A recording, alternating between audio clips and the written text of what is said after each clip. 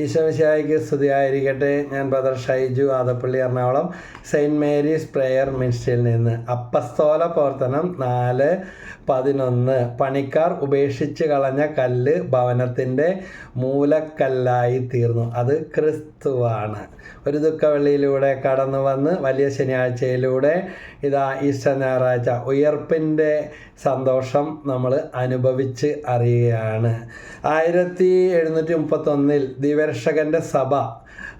രക്ഷകൻ്റെ സഭ സ്ഥാപിച്ച അൽഫോൺസ് ലിഗോരിയെക്കുറിച്ച് നിങ്ങൾ കേട്ടിട്ടുണ്ടോ? വേദപാരംഗതനും മെത്രാനുമായിരുന്നു. കാര്യമൊക്കെ ശരി, പക്ഷേ നിയമങ്ങൾ പാലിക്കുന്നതിൽ അദ്ദേഹം ഒരു വക്കീലൊക്കെ ആയിട്ട് 10 വർഷത്തോളം വളരെ നല്ല രീതിയിൽ കേസ് നടത്തി. എന്നാൽ വീണ്ടും തുടർച്ചയായി കേസിൽ വിജയങ്ങൾ കിട്ടിക്കൊണ്ടിരുന്ന അദ്ദേഹത്തിന് ഒരു വലിയ സാമ്പത്തിക ഇടപാടിൻ്റെ കേസ് നടത്തിയപ്പോൾ അതിൻ്റെ ഒറിജിനൽ ഡോക്യുമെൻ്റ് നഷ്ടപ്പെട്ടത് മൂലവും ആ പതിപ്പ് എതിരാളികൾക്ക് കിട്ടിയത് മൂലവും കേസിൽ പരാജയമാണ്. ഇത് അദ്ദേഹത്തിൽ വലിയ ചിന്ത ഉണ്ടാക്കി. ലോകത്തിൻ്റെ ക്രയവിക്രയങ്ങളും മറിമായങ്ങളും.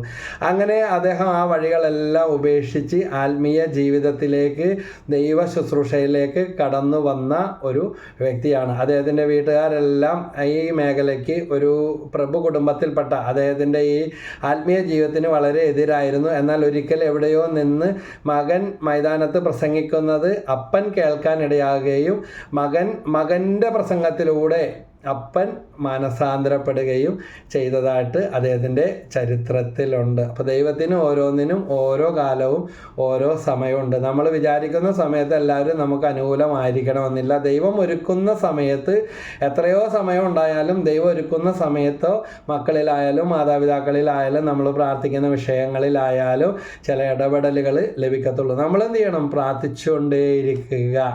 അപ്പോൾ ഈ അൽഫോൺസ് ലിഗോരി തന്നെ സ്ഥാപിച്ച ദിവ്യരക്ഷകൻ്റെ സഭാ സമൂഹത്തിൽ അദ്ദേഹത്തിൻ്റെ നിയമങ്ങൾ പാലിക്കുന്നതിനുള്ള നിർബന്ധങ്ങളും മറ്റും മൂലം അദ്ദേഹം വേറെ വേദപാരംഗതനും മെത്രാനുമായി തീർന്നു. അദ്ദേഹത്തിൻ്റെ അനുയായികൾ ആ സഭയിൽ നിന്ന് പുറത്താക്കി. കൂട്ടത്തിന് ആരുമില്ല. ഒഴുക്കിന് അനുകൂലമായിട്ട് നീന്താനല്ല, ഒഴുക്കിനെതിരെ നീന്താൻ സത്യത്തെ മുറുകെ പിടിച്ച് നിലനിന്ന വിശുദ്ധ അൽഫോൺസ് ലിഗോരി ഇത് അനുയായികളുടെ എതിർപ്പ് മൂലം അവരുടെ കാല് പിടിച്ച് പ്രശ്നം ഒത്തുതീർപ്പ് ചെയ്ത് അവർ ചെയ്ത വഴി കൂടി പോവുകയല്ല ചെയ്തത്.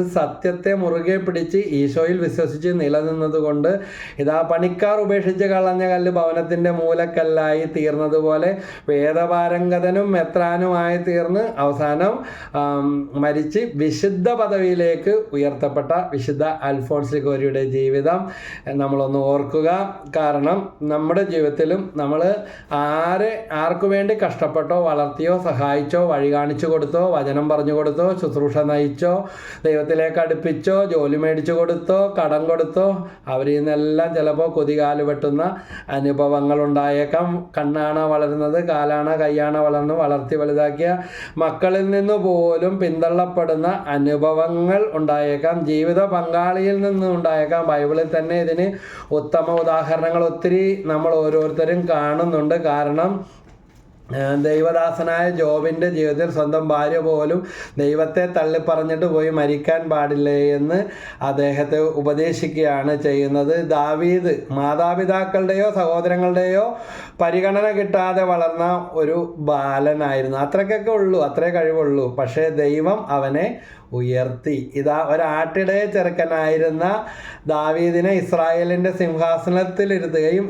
ദാവീദിൻ്റെ ഗോത്രത്തിൽ നിന്നാണ് രക്ഷകനായ യേശു, കർത്താവായ യേശു പിറന്നത് എന്ന് നമ്മൾ പഠിക്കുന്നുണ്ടല്ലോ. അതുപോലെ സ്വന്തം സഹോദരങ്ങൾ ഉപേക്ഷിച്ച ജോസഫിനെ പൊട്ടക്കിണറ്റിലിട്ടു, അവിടെ നിന്ന് എടുത്ത് അടിമയായിട്ട് വിറ്റു. പക്ഷേ കർത്താവ് എവിടെ ഉയർത്തി? ഈജിപ്തിൻ്റെ അവർ പോലും ഓർത്തിരിക്കാത്ത കാലഘട്ടത്തിൽ സഹോദരൻ ജീവിച്ചിരിക്കുന്നു. അവനെ ഈജിപ്തിൻ്റെ ഭരണാധികാരിയാക്കി മാറ്റി അവനെ കഷ്ടത്തിലാക്കിയ നാട് മുഴുവൻ, സ്വന്തം സഹോദരങ്ങളെല്ലാം ക്ഷാമത്തിലായി ക്ഷേമം അന്വേഷിച്ച് വരുമ്പോൾ അവരെ ഉപദ്രവിക്കുകയോ പകരം വിട്ടുകയല്ല ചെയ്തത്. അവർക്ക് ദൈവമാണ് നിങ്ങൾക്ക് മുമ്പേ എന്നെ വിട്ടതെന്ന് പറഞ്ഞുകൊണ്ട് അവർക്ക് തന്നെ വെളിപ്പെടുത്തിക്കൊണ്ട് അവരെ കെട്ടിപ്പിടിച്ച് കരയുകയും ഈജിപ്തുകാരെ മുഴുവൻ പുറത്താക്കിക്കൊണ്ട് ഫറവോയുടെ കൊട്ടാരത്തിൽ നിന്ന് പുറത്താക്കി ഈ ജോസഫ് പൊട്ടിക്കരഞ്ഞു. ജോസഫിൻ്റെ കരച്ചിൽ ഈജിപ്തുകാർ മുഴുവൻ കേട്ടു. കാരണം ദൈവത്തിൻ്റെ പദ്ധതികളിലാണ് ജോസഫ് ആശ്രയിച്ചത്. ഇതാ അപ്പോസ്തല പ്രവർത്തനം 4:11 പണിക്കാർ ഉപേക്ഷിച്ച് കളഞ്ഞ കല്ല് ഭവനത്തിൻ്റെ മൂലക്കല്ലായി തീർന്നു. ആര് മുദ്ര വെച്ചാലും, ആരടച്ചാലും, ആര് കൊട്ടിയടച്ചാലും, ഏത് കല്ല് വെച്ച് മുദ്ര വെച്ചാലും, എത്ര പട്ടാളക്കാർ കാവൽ നിന്നാലും ക്രിസ്തുവിൽ നിറവേറിയത് പിതാവായ ദൈവത്തിൻ്റെ പദ്ധതിയാണ്. യേശു മരിച്ചവരുടെ ഇടയിൽ നിന്ന് 3-ാം ദിവസം ഉയർത്തെഴുന്നേറ്റു. അതുകൊണ്ട് നമ്മൾ വിചാരിക്കുന്ന മാർഗങ്ങളൊന്നും രക്ഷാമാർഗങ്ങളായിരിക്കണമെന്നില്ല.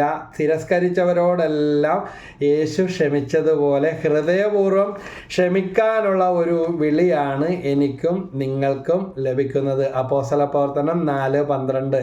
മറ്റൊരുവനിലും രക്ഷയില്ല, ആകാശത്തിന് കീഴിൽ നമ്മുടെ രക്ഷയ്ക്കായി മറ്റൊരു നാമവും നൽകപ്പെട്ടിട്ടില്ല. യേശുവിൽ നിറവേറിയത്, യേശുവിൻ്റെ ഉദ്ധാനത്തിലൂടെ വെളിപ്പെട്ടത് കൂടുതൽ മഹത്വമാണ്. നിരാശയല്ല, ദുഃഖമല്ല, എന്നേക്കുമായിട്ട് നശിച്ചു പോകുന്ന അവസ്ഥയല്ല. എന്നാൽ യേശുവിൻ്റെ പീഡാസഹന യാത്രയിൽ പല കഥാപാത്രങ്ങളെയും നമ്മൾ കാണുന്നുണ്ട്. യേശുവിൻ്റെ മുഖത്ത് കാർക്കിച്ചു തുപ്പുന്നവർ, താടിരോമം പിടിച്ച് വലിക്കുന്നവർ, നിന്നെ തന്നെ ഞങ്ങളെ രക്ഷിക്കുക എന്ന് വിളിച്ച് പറയുന്ന ശബ്ദം, അങ്ങനെ ഇതാ ആരും സഹായത്തിനില്ലാത്ത അവസ്ഥ. യേശുവിനെ സഹായിക്കാനായിട്ട് വരുന്ന യേശുവിൻ്റെ ശവശരീരം മൃതസംസ്കാരം അർഹമായ രീതിയിൽ സംസ്കരിക്കുന്ന അരിമത്യക്കാരൻ ജോസഫ്, കിറേനക്കാരനായ അലക്സാണ്ടർ റൂഫസിൻ്റെയും പിതാവായ ശിമയോൻ കുരിശുമല ചുമന്ന് സഹായിക്കുന്നു.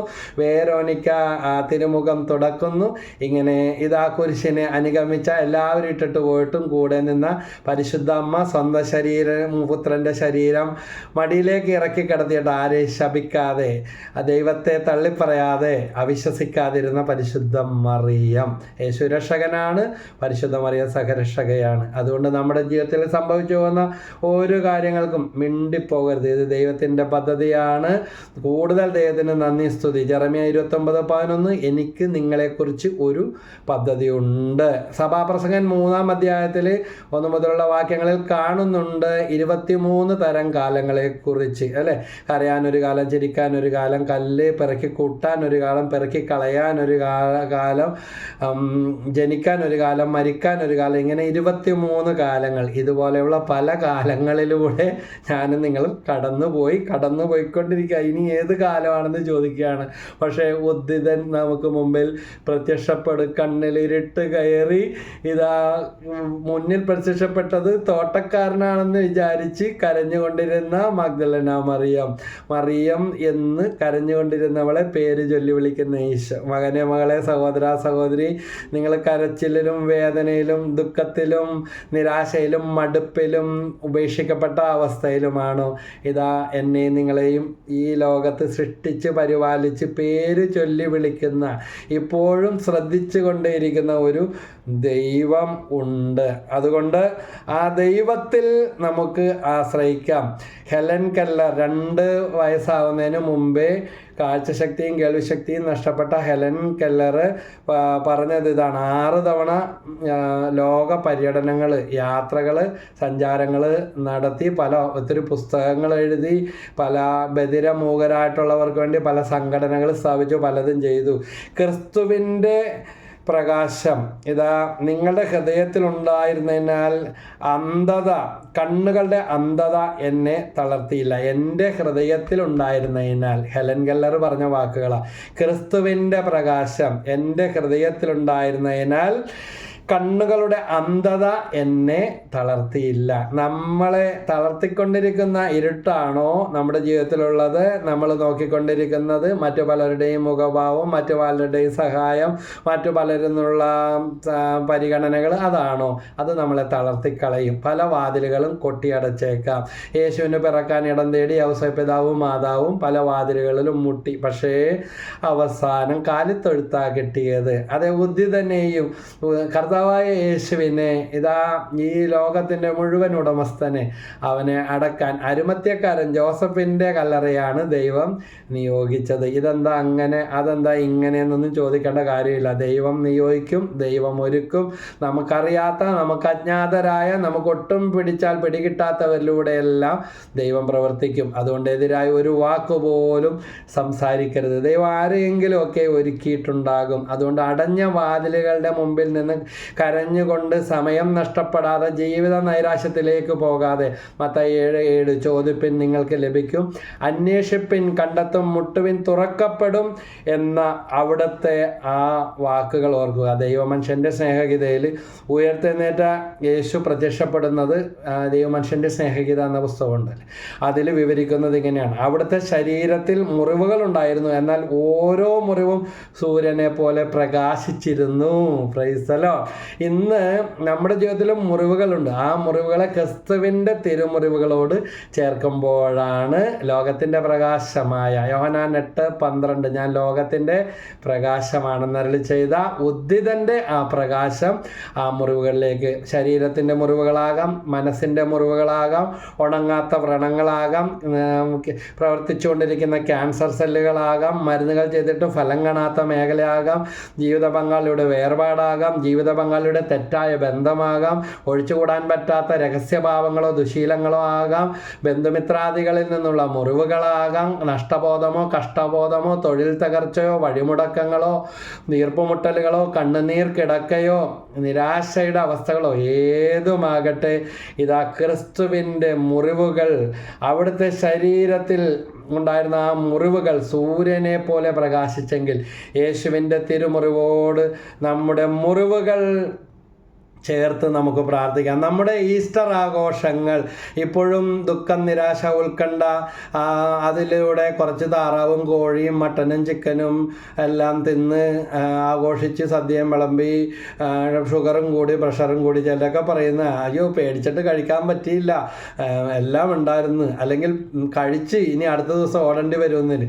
അപ്പോൾ ഇതെല്ലാം ഭയം, വെറുപ്പ്, ഉത്കണ്ഠ, ഇവയെല്ലാം ആ കല്ലറകളിൽ നിന്നെല്ലാം നമ്മൾ പുറത്തു വരണം. പോയതൊക്കെ പോട്ടെ, ഇനി പഴയതിൻ്റെ പുറകെ പോകണ്ട, നഷ്ടബോധത്തിലും കുറ്റബോധത്തിലും ജീവിക്കണ്ട. നമ്മുടെ ഈസ്റ്റർ ആഘോഷങ്ങൾ ഈ അടഞ്ഞ കല്ലറകളിൽ നിന്ന് ഏതിൻ്റെ വെറുപ്പ്, വൈരാഗ്യം, തഴക്കദോഷങ്ങൾ, കുറ്റബോധങ്ങൾ, നിരാശ, ഉറക്കമില്ലായ്മ, അല്ലെങ്കിൽ മറ്റുള്ളവർ നമ്മളോട് ചെയ്തതും ചെയ്യിച്ചതുമായ ഇവരെന്താ ഇങ്ങനെ ചെയ്ത അങ്ങനെ ചെയ്ത കാര്യങ്ങൾ, ഇങ്ങനെയുള്ള ചില കല്ലറകൾ നമ്മുടെ ജീവിതത്തിലുണ്ട്. അവയിൽ നിന്ന് പുറത്തു വരാനുള്ള ഒരു വിളിയാണ് ഉദ്ധിതൻ എനിക്കും നിങ്ങൾക്കും തരുന്നത്. ഇനി ക്രിസ്തുവിൻ്റെ ഈ ദുഃഖവെള്ളിയായിട്ടും കുരിശിൻ്റെ വഴിയായിട്ടും ഗാഗുൽത്താമലയിൽ പാടിയും കരുണക്കൊന്ത ചൊല്ലിയും ഈ ദിവസങ്ങളിലൊക്കെ കുമ്പസാരിച്ചും വലിയ ദുഃഖവെള്ളി, പെസഹവ്യാഴം, ദുഃഖവെള്ളി, വലിയ ശനി ഉയർപ്പിലൂടെ എല്ലാം കടന്നുപോയി. പക്ഷേ നമ്മുടെ ജീവിതത്തിൽ അതനുസരിച്ചുള്ള മാറ്റങ്ങൾ വന്നിട്ടുണ്ട്. നോമ്പ് കഴിഞ്ഞിട്ട് വീണ്ടും മദ്യഷാപ്പിലും മയക്കുമരുന്നിലും ലഹരിയിലും ബാറിൻ്റെയും ഒക്കെ പുറകെ അതിലേക്കൊക്കെ വീണ്ടും ഓട്ടം തുടങ്ങിയോ? ഇങ്ങനെ ഒരു അവസ്ഥയിലേക്കാണോ നമ്മളെ ദൈവം ഉദ്ധിതൻ വിളിച്ചിരിക്കുന്നത്? അതുകൊണ്ട് നമ്മുടെ ജീവിതത്തിൽ മുറിവുകൾ ഉണ്ടാകാം. അതിനൊരു പരിഹാരമല്ലാതെ അഴക്കദോഷങ്ങളും തെറ്റായ ബന്ധങ്ങളും ദുശീലങ്ങളും. അപ്പോൾ ഒരു മനുഷ്യൻ പറഞ്ഞു ഇതാ വീണ്ടും കൊടി തുടങ്ങിയെന്ന് പറഞ്ഞപ്പോൾ പറഞ്ഞ്, ബ്രദറെ ഈ നശിച്ച ബൈക്കാണ് എന്നെ ഞാനറിയാതെ ബാറിലേക്ക് കയറ്റിക്കൊണ്ടുപോയതെന്ന്. ബൈക്ക് അങ്ങാട് വളഞ്ഞു പോയെന്നാണ് പറയുന്നത്. ആരാ ബൈക്ക് ഓടിച്ചത്? അയാൾക്കല്ല കുഴപ്പം, ഓടിച്ചത് ഇയാൾ തന്നെയാണ്. ഈ ബൈക്ക് കാരണം വീണ്ടും കുടിക്കാൻ തുടങ്ങിയെന്ന് പറയുമ്പോൾ അവിടെ ന്യായീകരണമില്ല. നമ്മുടെ ജീവിതം നമുക്ക് സമ്മാനിച്ച ഒട്ടനവധി മുറിവുകൾ ഉണ്ടായിരിക്കാം. പക്ഷേ അവയിലൊക്കെ ഉയർപ്പിൻ്റെ, ക്രിസ്തുവിൻ്റെ, ഈസ്റ്ററിൻ്റെ ശോഭ നിറയുമ്പോൾ മാത്രമാണ് വിഷാദവും നിരാശയും എല്ലാം അപ്രത്യക്ഷമാകുന്നത്. അപ്പോൾ ഇതെല്ലാം മാറ്റം വരുത്തിക്കൊണ്ട് നമുക്ക് ഒരു പ്രത്യാശയുടെ ദീപനാളം, ഏറ്റവും വലിയ തിരുനാളുകളിൽ വെച്ച് ഏറ്റവും വലിയ തിരുനാളായ ആ ഉയർപ്പ് തിരുനാളിൻ്റെ മഹത്വം നമുക്ക് തിരിച്ചറിയാം. മഹാനായ ലിയോൺ പാപ്പ പറയുന്നത് എല്ലാ തിരുനാളുകളിലും വെച്ച് ഏറ്റവും വലിയ തിരുനാളാണ് നമ്മുടെ കർത്താവിൻ്റെ ഉയർപ്പ് തിരുനാൾ. ആറ്റം ബോംബാണെന്ന് പറയുന്നത് പോലെ ഹിരോഷിമ നഗസാക്കിയിൽ അണുബോംബ് വീണിട്ട് ഇപ്പോഴും അതിൻ്റെ പ്രത്യാഘാതങ്ങൾ മാറിയിട്ടില്ല. നെഗറ്റീവായിട്ട് എടുക്കാനല്ല, യേശു ഉയർത്തത് ഇതാ നമ്മളിൽ ഉയർക്കണം, യേശു നമ്മളിലൂടെ ഉയർക്കണം. അമേരിക്കയിലെ ഒരു ദേവാലയത്തിൽ കയ്യും കാലും കണ്ണും കാതും ഇല്ലാത്ത ഒരു യേശുവിൻ്റെ രൂപം ദേവാലയത്തിലേക്ക് കയറി വരുമ്പോൾ അതൊരു തീർത്ഥാടന കേന്ദ്രമാണ്, അവിടെ വെച്ചിട്ടുണ്ട്. അപ്പോൾ അതിൻ്റെ ചുവട്ടിൽ ധാരാളം തീർത്ഥാടകർ ഒരു ദിവസം വരും. അതിൻ്റെ അടിയിൽ എഴുതി വെച്ചിരിക്കുന്ന ഇവിടെ വരുന്ന നിങ്ങൾ ഓരോരുത്തരും കർത്താവിൻ്റെ കണ്ണും കാലും കയ്യും കാതുമായിട്ട് മാറണം. ഉയർപ്പ് തിരുനാൾ ഈസ്റ്റർ എനിക്കും നിങ്ങൾക്കും പറഞ്ഞു തരുന്നത് ഇതാണ്. യേശുവിൻ്റെ കണ്ണും കാലും കയ്യും കാതുമായിട്ട് മാറണം. ഞാൻ ഇപ്പോൾ ചളിക്കവട്ടം, എറണാകുളത്ത് ചളിക്കവട്ടം പൊന്നുരുന്ത് ഈസ്റ്റ് അവിടെയാണ് താമസിക്കുന്നത്. ഇപ്പോൾ 20 വർഷം കഴിഞ്ഞു. അപ്പോൾ ഇവിടെ വന്ന് എൻ്റെ തറവാട്ടിൽ നിന്ന് ഞാൻ ഇവിടെ മാറി വന്ന് താമസിക്കാനായിട്ട് തുടങ്ങിയ ഒത്തിരി ഞെരുക്കത്തിൻ്റെയും സഹനത്തിൻ്റെയും ഇല്ലായ്മയുടെയും ശൂന്യതയുടെയും കാലഘട്ടങ്ങളൊക്കെ ഉണ്ടായിരുന്നു. പക്ഷെ മക്കളൊക്കെ 3 പേരും ചെറുത്. ഏറ്റവും ഇളയ മകൾ അനുഗ്രഹ, സ്നേഹമേരി, ശ്രേയസ്, അനുഗ്രഹ. ഏറ്റവും ഇളയത് ഇവിടെ വന്നതിന് ശേഷമാണ് ജനിച്ചത്. അപ്പോൾ ഈ ഈസ്റ്ററൊക്കെ വരുമ്പോൾ നമ്മൾ പറയുന്ന ഭാഷകളും രീതികളും ഒന്നും അവർക്കെല്ലാം മനസ്സിലാകണമെന്നില്ല. പക്ഷേ അന്ന് ഞങ്ങളുടെ ചള്ളിക്കോട്ടെ സെയിൻറ്റ് സെബാസ്റ്റ്യൻ പള്ളിയിൽ ശാന്തി നഗറിൽ കാറ്റക്കിസത്തിൽ സേവനം ചെയ്തുകൊണ്ടിരുന്നപ്പോൾ അന്നത്തെ വികാരിയായിരുന്ന ബഹുമാനപ്പെട്ട ജയൻ പയ്യപ്പള്ളി അച്ഛൻ വിളിച്ചിട്ട് ഒരു കാര്യം പറഞ്ഞപ്പോൾ ഞാനത് മനസ്സംഗീകരിച്ചു. ഞാനും എൻ്റെ മകനും യഹൂദ വേഷമണിഞ്ഞ് ഒരു പെസഹ വേഴത്തിൻ്റെ അന്ന് യഹൂദ ബാലൻ്റെയും യഹൂദ പിതാവിൻ്റെയും വേഷമണിഞ്ഞ് അപ്പോൾ ഇടവക ജനങ്ങളെ മുഴുവൻ നിർത്തി, പള്ളി നിറച്ചും പുറത്തും ആളുകൾ. അപ്പോൾ അങ്ങനെ ഒരു അനുഗ്രഹം കിട്ടിയിട്ടുണ്ട്. അപ്പോൾ ഞാനിങ്ങനെ കൊച്ച് എന്നോട് ചോദിക്കും, അപ്പോൾ എന്താണ് പെസഹ എന്ന് ചോദിക്കുമ്പോൾ ആ പെസഹായെക്കുറിച്ച് എല്ലാവർക്കും ഈ കൊച്ചിനും മനസ്സിലാവുന്ന രീതിയിൽ ഒരു യഹൂദൻ്റെ വേഷമാണ് ഞാൻ അണിഞ്ഞിരുന്നത് പറയാൻ. അങ്ങനത്തെ ഒരു അവസരമൊക്കെ ഓർക്കുകയാണ്. അപ്പം കൊച്ചുകുട്ടികൾക്ക് കൂടെ, ഞാനൊരു കാറ്റഗിക്സ് അധ്യാപകനായിരുന്നു. മുമ്പിലൊക്കെ നിറച്ച് കുട്ടികൾ ഇരിപ്പുണ്ട്. കുട്ടികൾ ഷൈജു സാർ അല്ലടാ യഹൂദനാണെന്ന് പറയുന്നവരുണ്ട്. അപ്പോൾ ആ പെസഹ എന്താണ്, ആ കടന്നുപോക്കിനെക്കുറിച്ചും കുഞ്ഞാടിനെ കൊന്ന് ദൈവത്തിൻ്റെ ആഹ്വാനപ്രകാരം മോശയിലൂടെ ദൈവം പറഞ്ഞ കാര്യം, കുഞ്ഞാടിനെ കൊന്ന് ഭക്ഷിച്ചതും കട്ടിളക്കാലുകളിൽ രക്തം തളിച്ചതും പുളിപ്പില്ലാത്തപ്പോൾ ഉണ്ടാക്കി ഭക്ഷിച്ചതും ഈജിപ്തിലെ അടിമത്തത്തിൽ നിന്ന് ദൈവം അവരെ മോചിപ്പിച്ചതും പിടിച്ചെടുത്തത് ചെങ്കടൽ കടന്നതും ആ ചെങ്കടല് ശത്രുക്കളെ നശിപ്പിക്കപ്പെട്ട കഥയെല്ലാം ഘോരം നന്നായിട്ട് പറയാനുള്ള ഒരു അവസരം ലഭിച്ചു. അതുപോലെ തന്നെ എൻ്റെ ചില അനുഭവങ്ങൾ കൂടെ ശുശ്രൂഷകളിൽ പങ്കുവെക്കുകയാണ്. ഇതൊക്കെ കാലയവനികളിൽ മറന്നു പോകാൻ വിസ്മരിക്കാനുള്ളതല്ല. കഴിഞ്ഞ ദിവസം ഞാൻ എൻ്റെ ജീവിത പങ്കാളി ജോളിയോട് ഇങ്ങനെ പൊന്നുരുത്തി കപ്പച്ചിൻ ആശ്രമത്തിലാണ് ശുശ്രൂഷക്ക് ദുഃഖവെള്ളിയാഴ്ച പോയത്. അപ്പോൾ അന്ന് ഇതിനെക്കുറിച്ച് പോണ വഴി ഒക്കെ പറഞ്ഞ് അതൊക്കെ ഓർക്കണുണ്ടെന്ന് പറഞ്ഞു. അപ്പോൾ ഇങ്ങനെ അതുകൂടാതെ ഈസ്റ്റർ ദിനം വേറൊരു പരിപാടി ചെയ്യും. ബേക്കറിയിൽ ഇങ്ങനെ മുട്ടയുടെ രൂപത്തിൽ കുറച്ചുകൂടെ വലുതായിട്ട് നമ്മുടെ ക്രിസ്മസ് കേക്ക് ഉണ്ടാക്കുന്ന പോലെ അതിൻ്റെ ഐസിങ് ഇല്ല, നല്ല കട്ടിയുള്ള ഐസിങ് കൊണ്ട് മുട്ട പോലെ ഇങ്ങനെ ഇരിക്കും. അപ്പോൾ ഈസ്റ്റർ എഗ് എന്നാണ് അതിൻ്റെ പേര്. അപ്പോൾ ഈസ്റ്റർ എഗ്ഗിനെ കുറിച്ച് ചരിത്രത്തിലും കഥകളിലൊക്കെ നിങ്ങൾ കേട്ടിട്ടുണ്ടാകും. അപ്പോൾ അതിങ്ങനെ കൗതുകത്തോടെ ഈ ബേക്കറിക്കാരോട് ചോദിച്ചപ്പോൾ വർഷങ്ങൾക്ക് മുമ്പുള്ള സംഭവം അവർ പറഞ്ഞു, അത് പൊട്ടിക്കുമ്പോൾ അതിൻ്റെ അത് മിഠായികളൊക്കെ ഉണ്ടാകും. അപ്പോൾ പിള്ളേരൊക്കെ കൂടി നിന്ന് അതെടുക്കുമ്പോഴേക്കും ഒരു പ്രത്യാശയുടെ അടയാളമാണ് ഈസ്റ്റർ എഗ്. നേരത്തെ മുൻ തവണകളിലൊക്കെ ഞങ്ങളുടെ പള്ളിയിൽ രാത്രി കുർബാന കഴിഞ്ഞ് ഇറങ്ങുമ്പോൾ ഓരോ മുട്ട തരുമായിരുന്നു. അത് ജീവൻ്റെ തുടിപ്പ്, ഒരു നന്മയുടെ ഒരു പ്രതീകമായിട്ടാണ്. അങ്ങനെയൊക്കെ ചെയ്യുമായിരുന്നു. അപ്പോൾ ഈ മുട്ട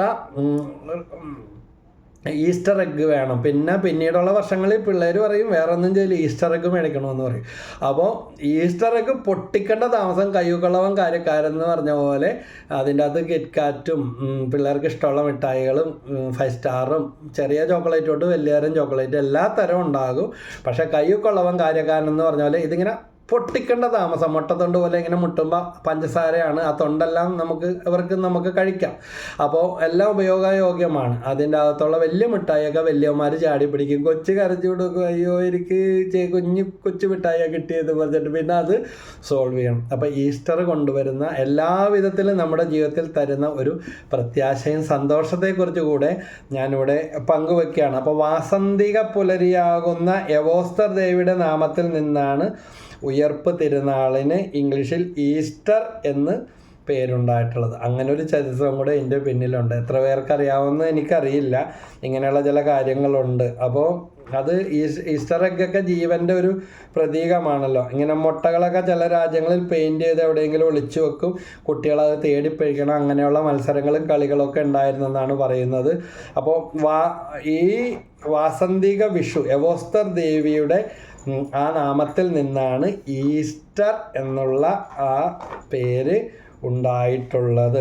അപ്പോൾ കൊളോസോസുകാർക്ക് വിശുദ്ധ പൗലോസ് എഴുതിയ ലേഖനം 3-ാം അധ്യായം 1-2 വാക്യത്തിൽ പറയുന്നുണ്ട്, നിങ്ങൾ മിശിഹായോടുകൂടെ ഉയർത്തെങ്കിൽ ഉന്നതങ്ങളിലെ കാര്യങ്ങൾ അന്വേഷിക്കും. ഭൂമിയിലുള്ളതിനെ പറ്റിയല്ല, ഉന്നതങ്ങളിലുള്ളതിനെ പറ്റി ചിന്തിക്കുവിൻ.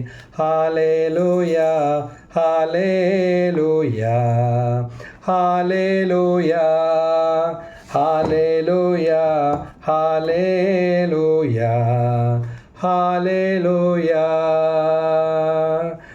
കൊരിന്തോസുകാർക്ക് വിശുദ്ധ പൗലോസ് എഴുതിയ ലേഖനം, ഒന്നാമത്തെ ലേഖനം 15-ാമത്തെ അധ്യായം വളരെ പവർഫുള്ളാണ്. നമ്മുടെ തിരുനാളുകളിൽ വെച്ച് ഏറ്റവും വലിയ തിരുനാളായ ഈസ്റ്ററിനെ കുറിച്ച്, ക്രിസ്തുവിൻ്റെ ഉദ്ധാനത്തെക്കുറിച്ച് വളരെ ശക്തമായും വ്യക്തമായും പൗലോസ്ലീഹ പഠിപ്പിക്കുന്ന ഇതാണ്: ക്രിസ്തു ഉയർപ്പിക്കപ്പെട്ടില്ലെങ്കിൽ ഞങ്ങളുടെ പ്രസംഗം വ്യർത്ഥമാണ്, നിങ്ങളുടെ വിശ്വാസവും വ്യർത്ഥം. മാത്രമല്ല, നിങ്ങൾ ദൈവത്തിന് വേണ്ടി കപട സാക്ഷ്യം വഹിക്കുന്നവരായി തീരുന്നു. എന്താണ്? നിങ്ങൾ ദൈവത്തിന് വേണ്ടി കപട സാക്ഷ്യം വഹിക്കുന്നവരായി തീരുന്നു. പോയില്ലേ കാര്യം? ബാക്കി എല്ലാ തിരുനാളും പെരുന്നാളും പറഞ്ഞുകൊണ്ടിരുന്നിട്ട് കാര്യമില്ല. നമ്മുടെ വിശ്വാസത്തിൻ്റെ മൂലക്കല്ലാണ്. നിങ്ങൾ ദൈവത്തിന് വേണ്ടി കപട സാക്ഷ്യമായി. എന്തെന്നാൽ ദൈവം ക്രിസ്തുവിനെ ഉയർപ്പിച്ചു എന്ന് ഞങ്ങൾ സാക്ഷ്യപ്പെടുത്തി. മരിച്ചവർ യഥാർത്ഥത്തിൽ ഉയർപ്പിക്കപ്പെട്ടില്ലെങ്കിൽ ദൈവം ക്രിസ്തുവിനെയും ഉയർപ്പിച്ചിട്ടില്ല. അതുകൊണ്ട് നമ്മളും മരിക്കുകയും ചെയ്യും, ഉയർക്കുകയും ചെയ്യും. അതുള്ള സത്യമാണ് ഉയർപ്പ് തിരുനാളിലൂടെ ദൈവം നമുക്ക് കൂടുതൽ വ്യക്തമാക്കി തരുന്നത്. മരിച്ചവർ ഉയർപ്പിക്കപ്പെടുന്നില്ലെങ്കിൽ ക്രിസ്തുവും ഉയർപ്പിക്കപ്പെടുന്നില്ല. ക്രിസ്തു ഉയർപ്പിക്കപ്പെട്ടിട്ടില്ലെങ്കിൽ നിങ്ങളുടെ വിശ്വാസം നിഷ്ഫലമാണ്. നിങ്ങൾ ഇത്ര കഷ്ടപ്പെട്ട് ഇത് കേൾക്കുന്നതും ഞാൻ ഇത്ര കഷ്ടപ്പെട്ട് ത്യാഗം സഹിച്ച് മണിക്കൂറുകൾ ഒരുങ്ങി പ്രാർത്ഥിച്ചിട്ടാണ് ഇങ്ങനെ ഒരു പോസ്റ്റ് ചെയ്യുന്നത്. അപ്പോൾ സന്മനസ്സുണ്ടെങ്കിൽ ഇത് കിട്ടാത്ത അനേകർക്ക് ദൈവനാമത്തിൽ ഇതൊന്ന് ഷെയർ ചെയ്ത് കൊടുക്കുക. നിങ്ങളുടെ പ്രാർത്ഥനാ വിഷയങ്ങളും കമൻസുകളും അനുഭവങ്ങളും കമൻസിലൂടെ ഒന്ന് ഷെയർ ചെയ്താൽ, അല്ലെങ്കിൽ വാട്സാപ്പിലൂടെ നിങ്ങളുടെ പ്രാർത്ഥനാ വിഷയങ്ങൾ പോസ്റ്റ് ചെയ്യുന്നതാണ്. കമൻറ്റ്, ഷെയർ, സബ്സ്ക്രൈബ് ഇവയിലൂടെ സെയിൻറ്റ് മേരീസ് പ്രേമസിയുടെ ഈ സുവിശേഷ വേലകളിൽ പങ്കുകാരാകാം. ഇതിനകം അനേകർ ഈ വിധത്തിൽ സപ്പോർട്ട് ചെയ്യുന്നുണ്ട്. പ്രാർത്ഥിക്കണം കേട്ടോ. നിങ്ങളുടെ പ്രാർത്ഥനയാണ് എനിക്ക് മുതൽക്കൂട്ട്. അതിൻ്റെ ഒത്തിരി അനുഭവങ്ങളുണ്ട്. തൊട്ടതെല്ലാം തൊടുന്നിടത്തെല്ലാം അല്ലെങ്കിൽ പ്രവർത്തിക്കുന്ന മേഖലയിലെല്ലാം വലിയ ദൈവിക ഇടപെടൽ. നിങ്ങളുടെയൊക്കെ ഇത് കാണുന്ന കേൾക്കുന്ന ഒരാളെങ്കിലും പ്രാർത്ഥിക്കുന്നുണ്ട്. ഒരാളൊന്നുമല്ല, നല്ല പ്രാർത്ഥിക്കുന്ന പലരുമാണ് ഇതെല്ലാം കാണുകയും കേൾക്കുകയും ഷെയർ ചെയ്യുന്നത്. അതിൻ്റെ എല്ലാ അഭിഷേകം അനുഭവിക്കുന്നുണ്ട്. ഞങ്ങൾ നിങ്ങൾക്ക് വേണ്ടിയും പ്രാർത്ഥിക്കുന്നുണ്ട്. അപ്പോൾ ക്രിസ്തു ഉയർപ്പിക്കപ്പെട്ടില്ലെങ്കിൽ നിങ്ങളുടെ വിശ്വാസം നിഷ്ഫലമാണ്. നിങ്ങളുടെ പാപങ്ങളിൽ തന്നെ വർത്തിക്കുന്നു. ക്രിസ്തുവിൽ നിദ്ര പ്രാപിച്ചവർ നശിച്ചു പോവുകയും ചെയ്തിരിക്കുന്നു. വളരെ പ്രധാനപ്പെട്ട വാക്യം. 1 കൊരിന്തോസ് 15-14 മുതലുള്ള വാക്യങ്ങളാണ് കേട്ടത്. അതിൽ 19-ാമത്തെ വാക്യം: ഈ ജീവിതത്തിന് വേണ്ടി മാത്രം ക്രിസ്തുവിൽ പ്രത്യാശ വച്ചിട്ടുള്ളവരാണെങ്കിൽ നമ്മൾ എല്ലാ മനുഷ്യരെയും നിർഭാഗ്യരാണ്. അതുകൊണ്ട് നമ്മൾ ഈസ്റ്ററിന് കോഴിയും പശുവും ആടും താറാവും ചിക്കനും മട്ടനും, കഴിഞ്ഞ ദിവസം ഇവിടെ ഫോറം മാളിൽ ഓരോരുത്തർക്കും ഓരോ സന്തോഷമല്ല. അപ്പോൾ ഇളയ കൊച്ച് പറഞ്ഞ് വാ പപ്പ എൻ്റെ കൂടെ വാ എന്നും പറഞ്ഞിട്ട് ഹോറമാളിലൊക്കെ പോയി ഒന്ന് കാഴ്ചയൊക്കെ കണ്ടു. എന്തൊരു തിരക്കാണെന്നറിയാമോ. ലുലു മാളിലൊക്കെ അതുപോലെ ഭയങ്കര തിരക്കാണെന്ന് പറഞ്ഞു. അപ്പോൾ ഒത്തിരി പർച്ചേസിന് വേണ്ടി കഴിഞ്ഞ ദിവസം അമേരിക്കയിൽ നിന്ന് വിളിച്ച ഒരു സഹോദരൻ, നമ്മുടെ ഒരു വിശ്വാസിയാണ്, ഒരു അംഗമാണ് കൂട്ടായ്മയിൽ.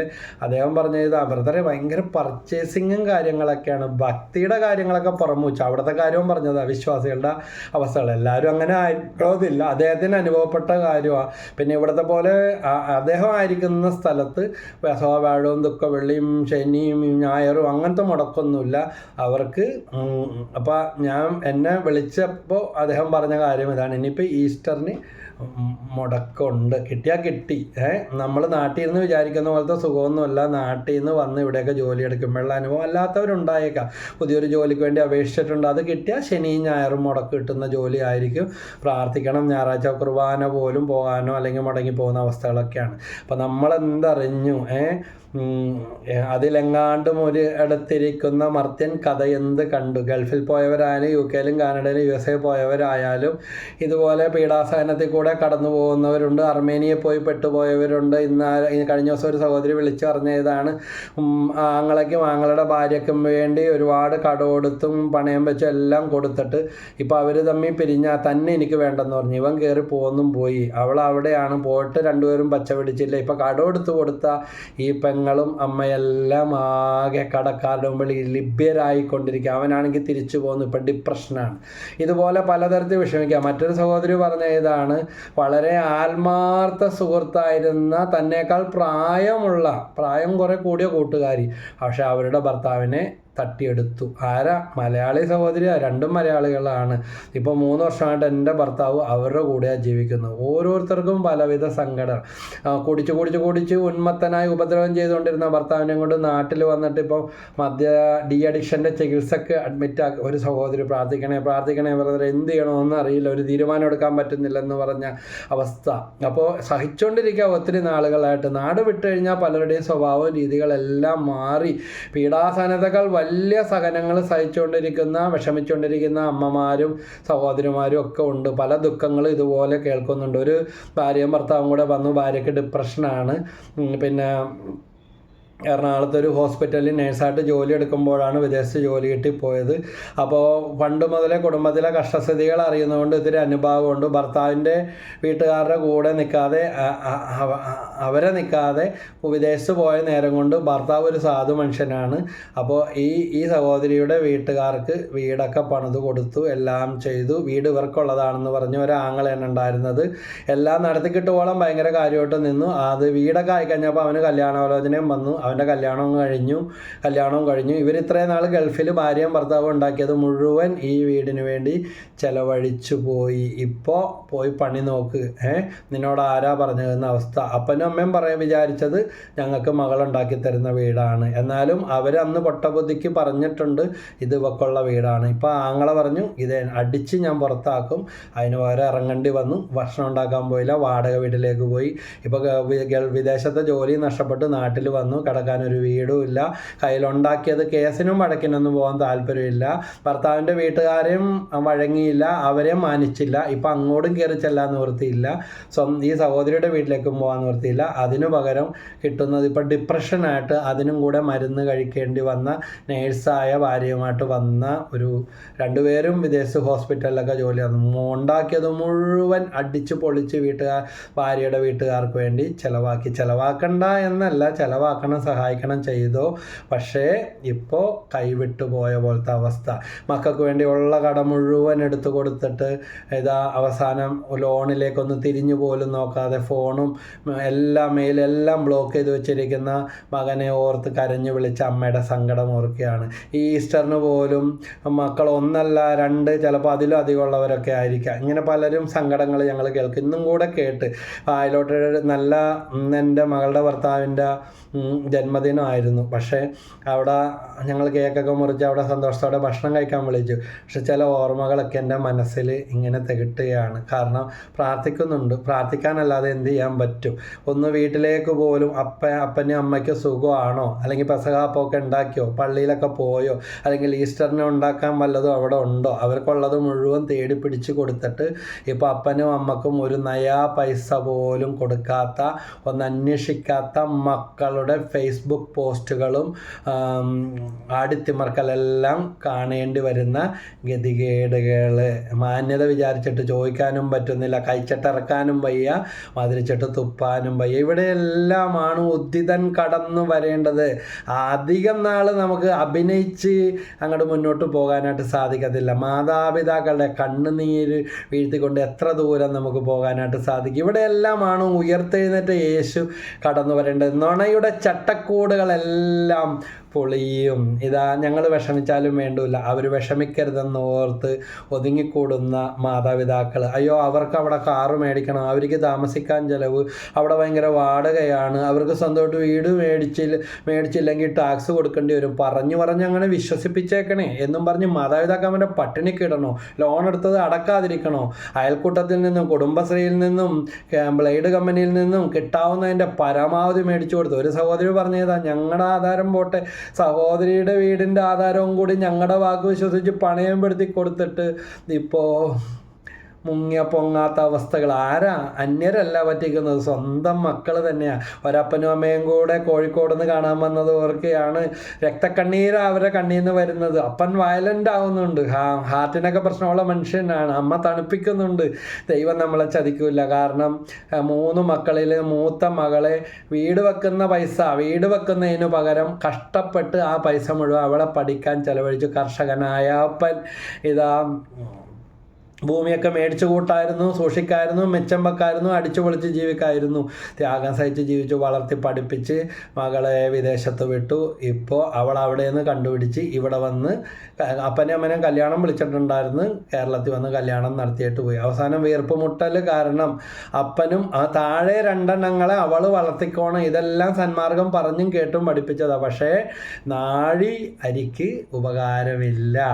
ഇതാ മാതാപിതാക്കൾ കണ്ണീരൊഴുക്കുന്നു, വീടും ഇല്ല, കിടപ്പാടും ഇല്ല, താഴെ സഹോദരങ്ങൾ വളർന്നു തന്നെയുള്ളു. അതുങ്ങൾ ഇനി എന്താക്കും, എന്ത് പഠിപ്പിച്ചാരില്ല, ദൈവം നടത്തും. സങ്കീർത്തനം 27:10 അപ്പനും അമ്മയും ഉപേക്ഷിച്ചാലും കർത്താവ് നിന്നെ കൈക്കൊള്ളും. അതുകൊണ്ട് യേശുവിൻ്റെ തിരുമുറിവുകൾ, യേശു ഉയർത്തെഴുന്നേറ്റിട്ടും ആ മുറിവുകൾ ബാക്കി വെച്ച്. എന്തുകൊണ്ടാണ്? എന്നെയും നിങ്ങളെയും പോലെ ഇത് കേട്ടുകൊണ്ടിരിക്കുന്നവരും ഇത് ഷെയർ ചെയ്തുകൊണ്ടിരിക്കുന്നവരും ഇത് പറഞ്ഞുകൊണ്ടിരിക്കുന്ന ഞാനും, നമ്മുടെ എല്ലാം ജീവിതത്തിലെ മുറിവുകൾ ഇതാ ക്രിസ്തുവിൻ്റെ മുറിവുകളോട് ചേർത്ത്, തിരുമുറിവുകളോട് ചേർത്ത് ദൈവമനുഷ്യൻ്റെ സ്നേഹഗീതയിൽ പറഞ്ഞതുപോലെ സൂര്യനെ പോലെ ആ മുറിവുകൾ പ്രകാശിച്ച് അവിടുത്തെ ഉദ്ധാനത്തിൻ്റെ മഹത്വം നമുക്ക് നീതി തന്നിരിക്കും, ഉറപ്പാ. കാരണം എന്താ? ഒരു കല്ലറയ്ക്കും ആ സത്യത്തെ അടച്ചു വെക്കാനായിട്ട്, മൂടി വെക്കാനായിട്ട്, അധികം ദിവസം മുന്നോട്ട് പോകാനായിട്ട് സാധിച്ചില്ല. അവരുടെ എല്ലാ പ്രതീക്ഷകളെയും തകർത്തുകൊണ്ട് ഇതാ മക്കളല്ല, ഭാര്യയല്ല, ഭർത്താവല്ല, വീട്ടുകാരല്ല, അയൽവാസികളല്ല, ബന്ധുക്കളല്ല, ശത്രുക്കളല്ല, അവരെല്ലാം നമുക്ക് വേണം. ഒരു ശരീരത്തിലെ അവയവങ്ങൾ പോലെ. ഒരുവനെ രക്ഷിക്കുന്നത് കർത്താവാണ്. അപ്പോസ്തലപ്രവർത്തനം 4:11-12 ഇതാ പണിക്കാർ ഉപേക്ഷിച്ച് കളഞ്ഞ കല്ല് ഭവനത്തിൻ്റെ മൂലക്കല്ലായി തീർന്നു. ആ കല്ല് ക്രിസ്തുവാണ്. അത് മകനല്ല, മകളല്ല, മൂലക്കല്ല് ക്രിസ്തുവാണ്. ഇന്നു മുതൽ നമുക്ക് പറയാം, എൻ്റെ ജീവിതത്തിൻ്റെ മൂലക്കല്ല്, എൻ്റെ ജീവിതത്തിൻ്റെ ആണിക്കല്ല് ക്രിസ്തുവാണ്. ദൈവമേ, ദൈവമല്ലാത്ത പലതിലും ഞാൻ ആശ്രയിച്ചു പോയി, ഓവർ പ്രതീക്ഷകൾ വെച്ചുപോയി. അതിനനുസരിച്ച് എനിക്ക് മുറിവുകൾ കിട്ടി. അവരോട് ഞാൻ ക്ഷമിക്കുന്നു. ഉദ്ധിതനായ യേശുവേ, അങ്ങ് ക്ഷമിച്ചതുപോലെ ക്ഷമിക്കാൻ എനിക്ക് കൃപ തരണേ, അവരെ അനുഗ്രഹിക്കണേ എന്ന് പ്രാർത്ഥിക്കാം. ഇതാ ഇരുളടഞ്ഞും ദുഃഖത്തിലും നിരാശയിലും കടന്നു പോകുന്ന ഈ ജീവിതം മഗ്ദലന മറിയം കേട്ട സ്വരം പോലെ ക്രിസ്തുവിൻ്റെ ഉദ്ധിതൻ്റെ സ്വരം. തോട്ടക്കാരനാണെന്ന് വിചാരിച്ച് എൻ്റെ ക്രിസ്തുവിനെ നിങ്ങൾ എടുത്തുകൊണ്ടുപോയെങ്കിൽ എവിടെയാണ് വെച്ചത്? വേഷം മാറുന്ന സ്വഭാവം പണ്ടേ കർത്താവിനുണ്ട്. പ്രിയ സഹോദര സഹോദരി, ഇതാ കർത്താവ് ഒന്ന് വിട്ടു തന്ന്, ഒന്ന് അയഞ്ഞു തന്നെന്ന് കരുതി ഈ മാതാപിതാക്കളുടെ കണ്ണുനീരിന് ഫലമില്ലാതെ പോകത്തില്ല. എൻ്റെ പ്രിയ മകനെ, നിൻ്റെ അപ്പനും അമ്മയും വേണ്ടതുപോലെ മകളെ, മരുമകളെ നിന്നോട് പെരുമാറുന്നില്ല എങ്കിലും ആ ദൈവം നിനക്കൊരു ദിവസം ഒരു നന്മ, ഒരു സന്തോഷം ഒരുക്കിയിട്ടുണ്ട്. അവരോട് പ്രതികാരം ചെയ്യല്ലേ. നിന്നെ സൃഷ്ടിച്ചത് ദൈവമാണെങ്കിൽ അവരെയും സൃഷ്ടിച്ചത് ദൈവമാണ്. ദൈവം അറിയാതെ ഇതൊന്നും നിൻ്റെ ജീവിതത്തിൽ കടന്നു വന്നിട്ടില്ല. അല്പകാലത്തെ സഹനത്തിന് ശേഷം ഇതെല്ലാം ക്രിസ്തുവിൻ്റെ തിരുമുറിവുകൾ പോലെ, സൂര്യനെ പോലെ ശോഭിക്കും. നിനക്ക് നീതി നടത്തിക്കിട്ടും. യോഹന്നാൻ 10:10 ഞാൻ വന്നിരിക്കുന്ന നിങ്ങൾക്ക് ജീവൻ ഉണ്ടാകാനും അത് സമൃദ്ധമായിട്ടുണ്ടാകാനാണ്. ഉദ്ധിതനായ യേശുവിൻ്റെ ആ ജീവനും സമാധാനവും ഇത് കേട്ടുകൊണ്ടിരിക്കുന്ന കുടുംബങ്ങളിൽ, വ്യക്തികളിൽ എല്ലാം ലഭിക്കട്ടെ. എമ്മാവുസിലേക്ക് പോയ ശിഷ്യന്മാർ കൂടെ നടന്നവനെ തിരിച്ചറിഞ്ഞില്ല, പക്ഷെ അവൻ്റെ സ്വരം കേട്ടപ്പോൾ അവരുടെ ഹൃദയം ജ്വലിച്ചുകൊണ്ടിരുന്നു. ഇന്ന് കർത്താവിൻ്റെ വചനം കേൾക്കുമ്പോൾ നിങ്ങളുടെ ഹൃദയം ജ്വലിക്കുന്നുണ്ടോ? ആരും കൂടെ ഇരുന്നില്ല എങ്കിലും, ഒരു ഫോൺ കോൾ പോലും വരുന്നില്ല എങ്കിലും, പണ്ട് ആരെല്ലാം കയറി ഇറങ്ങി അന്വേഷിച്ച് തിന്ന് കുടിച്ചു പോയിരുന്ന ഒരു ഭവനമാണ്. ഇപ്പോൾ ഒരു നല്ല ദിവസമായിട്ട് ഒരു കരിയില പോലും പൊഴിയാനില്ല, അല്ലെങ്കിൽ ഒരു ചെറിയ ഒരു വിരലനക്കം പോലും ഇല്ല, ഒരാശ്വാസ വാക്കില്ല. ചുറ്റും നിന്നവരാക്രോശിക്കുന്ന, ആക്ഷേപിക്കുന്ന തരത്തിലുള്ള സങ്കടങ്ങളിലൂടെ കടന്നു പോകുമ്പോഴും ഉദ്ധിതൻ കടന്നു വരും. ആരും കൂട്ടിനില്ലാത്തപ്പോഴും എമ്മാവുസിലേക്ക് പോയ ശിഷ്യന്മാർ കടന്നു പോയപ്പോൾ അവരുടെ കൂടെ നടന്നു നീങ്ങി അവൻ വചനം പറഞ്ഞു കൊടുത്തു. അവരുടെ ഹൃദയം ജ്വലിച്ചു. എത്തേണ്ടിയിടത്ത് എത്താൻ അവൻ പോകുവാനായിട്ട് അവരോടുകൂടെ വസിക്കാൻ അവരെ നിർബന്ധിച്ചു. എന്നാൽ അവൻ അപ്പമെടുത്ത് വാഴ്ത്തിയപ്പോൾ അപ്പത്തിൽ പ്രത്യക്ഷപ്പെട്ടു, അപ്പമായി തീരാൻ. അതുകൊണ്ട് ഉദ്ധിതനെ എനിക്ക് നിങ്ങൾക്കും കാണണമോ? വിശുദ്ധ കുർബാനയിലേക്ക് ഓട്, തിരുവോസ്തിയിലേക്ക് ഓട്, മകനിലേക്ക് മകളിലേക്ക്, രക്ഷ നൽകാൻ കഴിയാത്തവരിലേക്ക്, സാമ്പത്തിക തകർച്ചയിലേക്ക്, രോഗത്തിലേക്ക്, കടത്തിലേക്ക്, പിടികിട്ടാത്ത വഴികളിലേക്ക് നോക്കിയിരിക്കല്ലേ. പരമാവധി വിശുദ്ധ കുർബാനയിലേക്ക്, ദിവ്യകാരുണ്യത്തിലേക്ക്, എമ്മാവൂസിലേക്ക് പോയ ശിഷ്യന്മാർ കണ്ടതുപോലെ ഉദ്ധിതനായ യേശുവിനെ കാണാൻ നിങ്ങൾക്ക് സാധിക്കും. അതൊന്നും സാധിക്കാത്ത അവസ്ഥയിലോ രോഗാവസ്ഥയിലോ കിടപ്പിലോ ആണെങ്കിൽ കിടക്കുന്ന സ്ഥലത്ത് വെച്ചിരിക്കുന്ന യേശുവിൻ്റെ ചിത്രം, തിരുഹൃദയത്തിൻ്റെ ചിത്രം, ദൈവകരുണയുടെ ചിത്രത്തിലേക്ക് നോക്കിയാൽ വിശുദ്ധ ഫ്രാൻസിസ് അസീസിയോട് ക്രൂശിത രൂപത്തിൽ നിന്ന് സംസാരിച്ചതുപോലെ, വിശുദ്ധ റീത്ത പുണ്യവതിയുടെ കർത്താവിൻ്റെ ശിരസിൽ മുൾമുടിയിൽ നിന്ന് പ്രകാശം അവളുടെ മേൽ പതിച്ചതുപോലെ ഇന്ന് ഈ 2025 ദൈവത്തിൻ്റെ ചൈതന്യം, ഉദ്ധിതൻ്റെ പ്രകാശം എനിക്കും നിങ്ങൾക്കും ഉണ്ടാകും. പേര് ചൊല്ലി മഗ്ദലന മറിയത്തെ വിളിച്ചതുപോലെ എമ്മാവൂസിലേക്ക് പോയ ശിഷ്യന്മാർക്ക് തന്നെ അപ്പത്തിൽ വെളിപ്പെടുത്തി. അത് ഇന്നും ലോകാവസാനത്തോളം ആയിരിക്കുവാൻ ആ ദിവ്യകാരുണ്യത്തിൽ യേശുവുണ്ട്. അതുകൊണ്ട് നമ്മുടെ നിരാശയും വിഷാദവും എല്ലാം ആ ദിവ്യകാരുണ്യത്തിലൂടെ, ഉദ്ധിതൻ്റെ പ്രത്യാശയിലൂടെ അതെല്ലാം മാഞ്ഞ് ഉദ്ധിതൻ്റെ പ്രകാശം സൂര്യനെ പോലെ പ്രശോഭിക്കാൻ ദൈവം നിങ്ങളെയും എന്നെയും അനുഗ്രഹിക്കട്ടെ. ഈശോ മിശിഹായ്ക്ക് സ്തുതിയായിരിക്കട്ടെ. Praise the Lord. ഹല്ലേലൂയ.